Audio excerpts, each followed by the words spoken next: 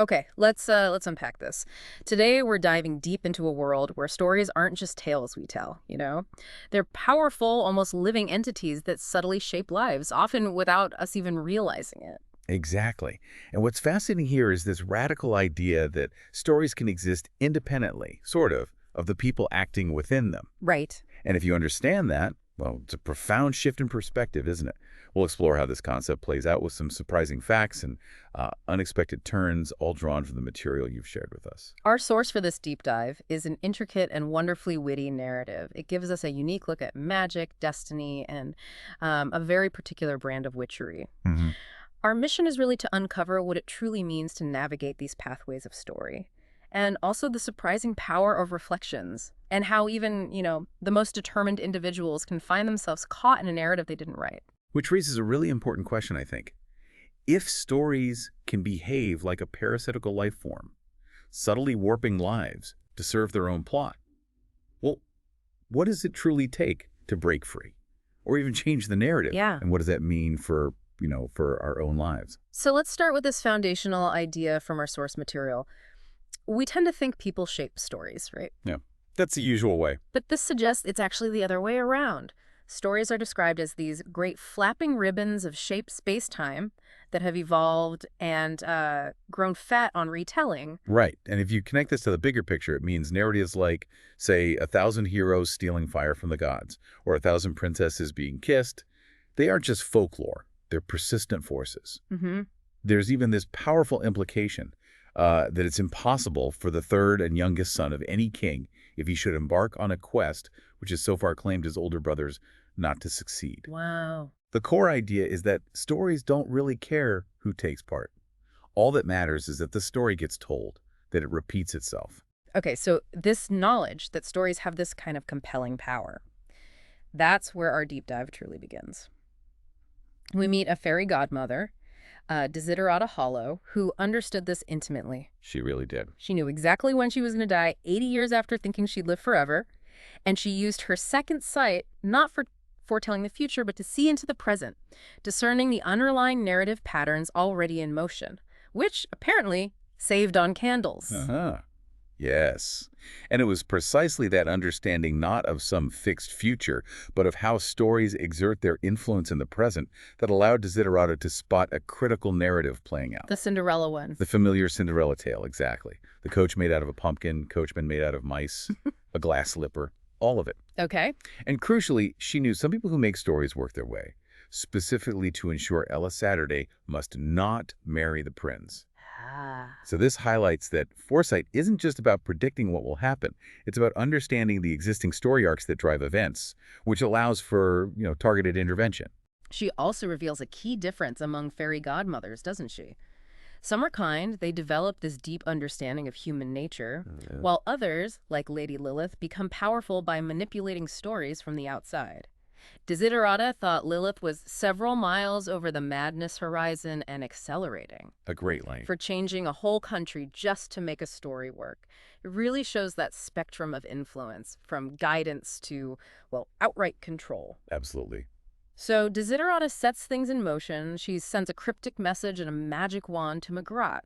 But our story quickly introduces us to this formidable trio of ram-top witches who are tasked with disrupting this powerful narrative, whether they fully realize it at first or not. Right, and first up, we have Granny Weatherwax. Mhm. She's a witch who famously doesn't believe in gods. Right, like the postman analogy. Exactly. She knows they exist, but belief is different. She's a profound pragmatist. She operates with what she calls headology. Which is basically psychology, Yeah. applied common sense. Pretty much. It's a powerful form of practical psychology that subtly manipulates perceptions and beliefs. It often achieves magical effects, but without, overt spells.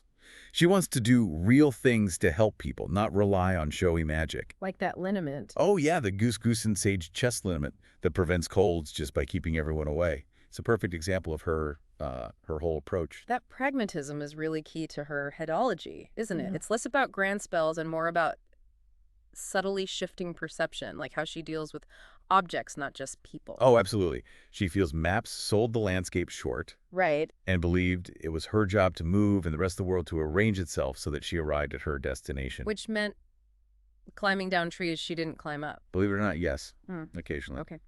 Then there's Nanny Ogg. Nanny. The matriarch of this extended, elongated, protracted, and persistent family. Prone to feuds, sure, but fiercely loyal against outsiders. She's very social, loves her foreign lingo. Yes.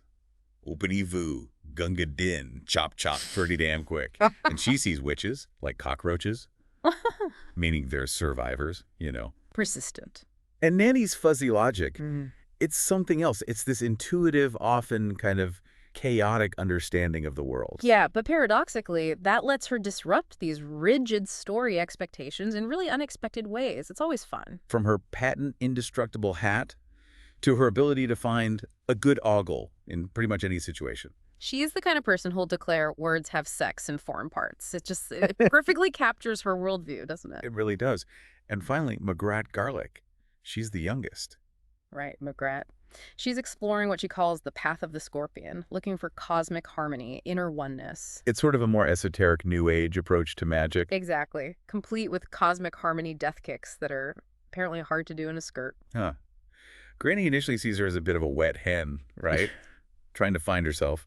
Much to Granny's, let's say, disdain. So each of these witches really embodies a distinct approach to navigating these pathways of story. Granny uses pragmatic headology. Nanny uses chaotic resilience. And Magrat's on this quest for individual authenticity, sort of within these prescribed narratives. Well put. As the witches journey on, they go through dwarf mines. Remember the dwarf bread? Oh, the dwarf bread. Never goes stale. And so unappealing, it makes you want to eat your own foot instead. Right, and they encounter foreign lands, strange customs, weird food, like Smorty's board. Which turns out to be just open-faced sandwiches. Apparently.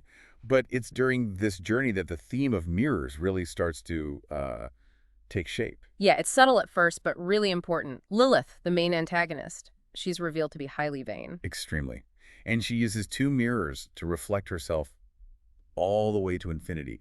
She believes she can see the whole world in mirrors. And her power really thrives on controlling that narrative expectation, doesn't it? She even punishes a toy maker for not singing or telling stories. Right. Her power lies in imposing this singular, flawless reflection of reality. It has to fit her story. Yeah, but it's fascinating how she justifies it. Lily believes she's the good one. She's just making things happen. She says she never wished for anything, always made things happen. So much more rewarding. But the source implicitly asks, can making things happen at the expense of other people's free will ever really be justified, even if you think it's for their good? Exactly. And offering a powerful counterpoint is Mrs. Gogol, the voodoo woman. Right. She states that all anyone gets in a mirror is themselves, but what you get in a good gumbo is everything. I like that. She's an example of practical communal magic, building traps for gods, believing a human can ride the god, not the other way around. Her whole philosophy is about embracing the messy, interconnected totality of reality, not just its reflections. Meanwhile, Granny has this strong distrust of mirrors. She smashes one at Desiderata's cottage, buries her own. Yeah, she knows that a mirror can suck up a piece of soul or contain the reflection of the whole universe. For her, mirrors are dangerous illusions, distractions from what's real. So you really see these two kind of opposing philosophies of power and influence. Definitely. Lily's mirror magic seeks to impose external order, a single controlled narrative. Granny's headology, though, manipulates beliefs from within.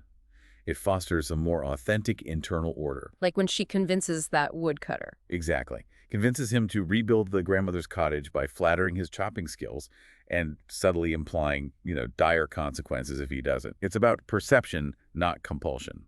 Okay, so the stage is set. The grand ball in Genua, this fairy tale city where people smiled and were joyful the livelong day, especially if they wanted to see another livelong day. Right, a bit ominous. And the prince, who's actually a frog in disguise, thanks to Lilith, awaits his fated bride, Ella. This is the moment the classic story is supposed to climax. And this is where it gets really good, because the witches launch their plan to completely disrupt this predetermined story. Nanny Ogg gets the coachman and footmen drunk on rum-infused drinks. Including a banana daiquiri. That's the one, causing them to transform into mice, which then allows Grebo, Nanny's cat, who she still sees as a kitten. right, her terrifyingly huge cat, Yeah. allows Grebo, in his newly transformed human form, to sort of incapacitate them further, adding this layer of primal, unpredictable chaos to the whole plan. And Magrat, armed with the wand, and she's got this newfound confidence, even if it's temporary. She takes a really decisive action. Yeah, she does. She destroys the wedding dress, cuts it into very small pieces despite its beauty. A real statement. Then Granny sends Magrat to the ball as Ella after Magrat agrees she can puff herself out a bit more to fit the part. It's a real act of defiance, isn't it? Breaking a key symbol of the imposed narrative. Absolutely. And while Magrat's dancing with the Duke, Granny discovers his true form. The frog. The frog. Meanwhile, Nanny, believing clocks don't strike midnight, they just strike 12, takes this incredibly disruptive step. What does she do? She goes to the clock tower and physically twists the main cog, speeds up time, forces the story to its climax prematurely. It's a brilliant move, literally wrenching the narrative off its established track. Wow. So Magrat escapes the ball, drops the glass slipper as she runs. The crucial story element. And Granny, recognizing it, immediately smashes it, literally breaking the story. Yep, creating a vacuum.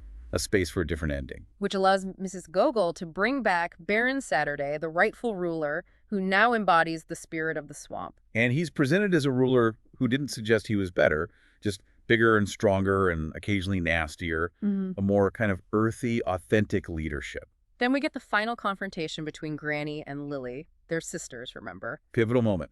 Lily still believes she's the good one, accuses Granny of lacking the courage to do what she only dreams of. But Granny's headology wins out. It does.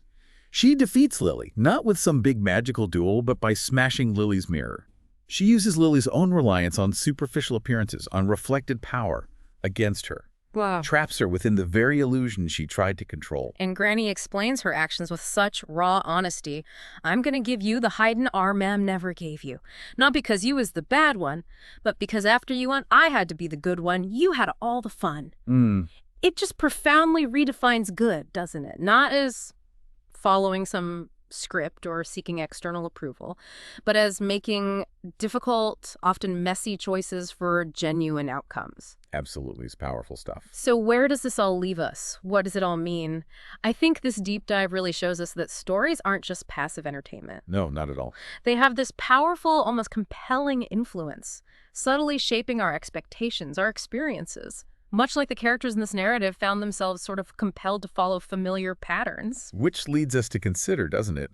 How much of our own lives are we living according to a script we didn't consciously write? Understanding this idea, this parasitical life form of stories, it can be a crucial step, maybe, in recognizing where we might be unknowing actors just moving through pathways already laid out for us. It also reminds us that good and bad aren't always so clear-cut. And sometimes the most impactful magic isn't about grand spells. Right. It's about doing real things and using headology, that practical wisdom, that subtle influence, to steer the narrative where it actually needs to go, even if it means getting a bit grubby in the process. Yeah. And if we connect this to the bigger picture, it suggests that maybe the greatest power isn't in creating entirely new stories from scratch. Perhaps it's in understanding the existing ones well enough to redirect their energy. To make an ending. To make an ending that truly serves human nature, rather than some imposed, often superficial idea of happiness. So what stands out to you listening to this? As you reflect on your own daily narratives, maybe consider, how often do you find yourself following a familiar story? And what would it take to maybe twist the big cog just a little and see where that leads? Remember, all you can do is make an ending. The real challenge is to make that ending truly your own.